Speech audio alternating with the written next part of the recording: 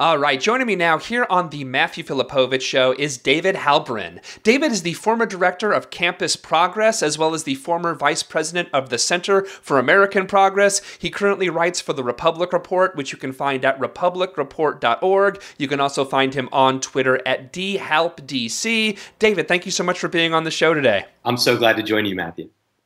All right, so David, you've written a new ebook that people can find on Amazon, and it's entitled Stealing America's Future: How For-Profit Colleges Scam Taxpayers and Ruin Students' Lives. So let's start out. If listeners aren't aware, let's begin by discussing what exactly do you mean when you say for-profit colleges? For-profit colleges just means that a college is organized as a for-profit corporation or partnership.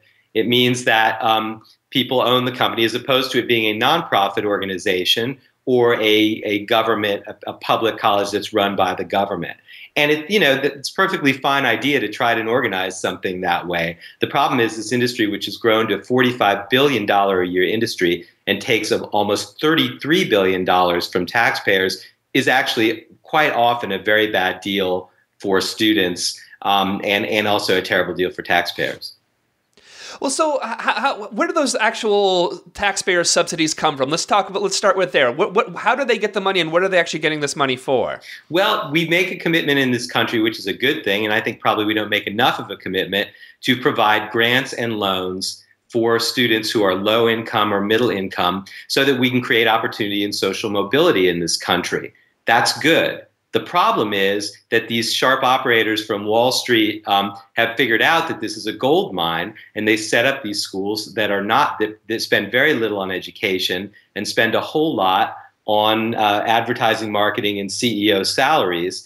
And so a lot of this money, this federal money, federal grants and federal student loans go to students so they can pay for these for-profit colleges. The problem is, quite often, they're left worse off than when they started. And when we're talking let's talk about some of the bigger examples of for-profit colleges. Like because we'll see ads for them on TV throughout the day. What are some of the biggest ones that we're talking about? We're talking about the University of Phoenix. We're talking about Education Management Corporation, which runs the Art Institutes and Brown Mackie College. We're talking about Career Education Corporation, ITT Tech, Kaplan, DeVry, and Corinthian colleges. Those are some of the biggest. All of those schools are now, particularly in the last few months, have become the subject of intensive investigations by state attorneys general. More than 30 state attorneys general are investigating them, as well as a number of federal agencies that should have been investigating them before, but in recent months have really stepped up. The Federal Trade Commission, the Consumer Financial Protection Bureau, the Justice Department. They're saying there is fraud in these schools. So let's talk a little bit about what are the type of fraud that the attorneys general are saying is happening here. What are some of the charges that are being levied against these for-profit colleges? That's a great question. Typically what they're doing, these schools, is they're intensively trying to find people to go to their schools. They don't call them enrollees. They call them pieces of business or starts or asses in classes when they really get crude about it.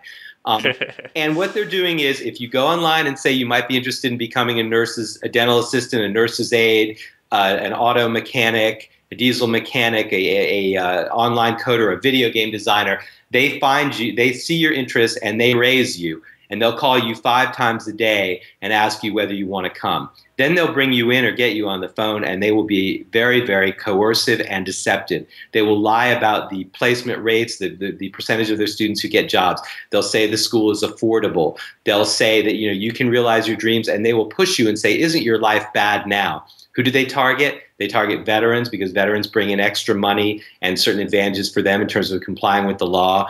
They go after single mothers. Single mothers of color with children under 2 years old are their number one target, according to people I know who are in this business of generating leads for these companies. And so they lie to you. They'll tell you that the credits will transfer to a reputable college, or that their college is a prestigious college with accreditors, the same accreditor as Harvard, things like that. What they don't tell you is, for example, in terms of cost, that attending, for example, the art institutes can actually cost you twice as much as going to Harvard, because Harvard provides financial aid for its low-income students. The art institutes basically does not. So you can end up owing $20,000, $50,000, even $150,000, and then find that your degree really isn't worth much, and you're back at your old job at the Office Depot with really nothing to show for your degree but an insurmountable debt that you just cannot pay. Yeah, it's really maddening because it's like they kind of like they present this as, oh, this is an affordable thing. You can do it from your house. You don't have to. But the truth is, when you actually look at the whole cost of going through these programs, which again, the end results often aren't very good when you're actually talking about getting placed into a job, or even B, if you want to try to use this to get into another college after this, the actual results are pretty poor considering the amount of money that someone's actually throwing into these for-profit colleges. That's exactly right, and that's the problem. Now, we're not doing very well at what these schools are promising to do, which is train people for career education. Too much of our higher education is focused on teaching people Shakespeare, which is a great thing. I love Shakespeare. But more people need training to do jobs, that they want to do to build careers such as the ones that I mentioned. And the community colleges don't have enough money, in part because so much money, over $30 billion a year, is going to these for-profit colleges.